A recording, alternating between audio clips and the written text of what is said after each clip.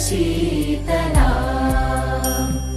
सस्यश्यामला मातरं वन्दे मातरम् शुभ्रज्योत्स्ना पुलकितयामिनी